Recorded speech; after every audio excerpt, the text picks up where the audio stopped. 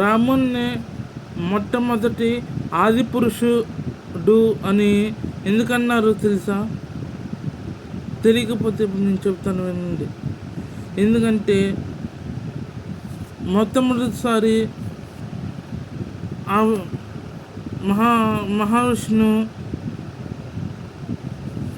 Fish అంటే మత్స్యావతారం ఎత్తాడు. ఆ తర్వాత నరసింహ అవతారం, ఆ తర్వాత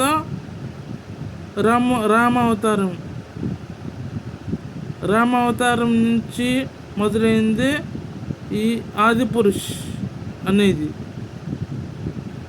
అందుకనే ఆయన్నే ఆది అంటే మొట్టమొదటి పురుషుడు అని, అందుకని ఆది పురుషుడు అని పేరు వచ్చింది అతనికి.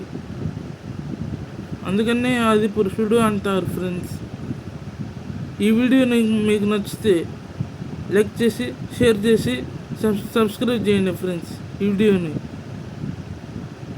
ఛానల్ పేరు అగ్ని జల యుగ శివ.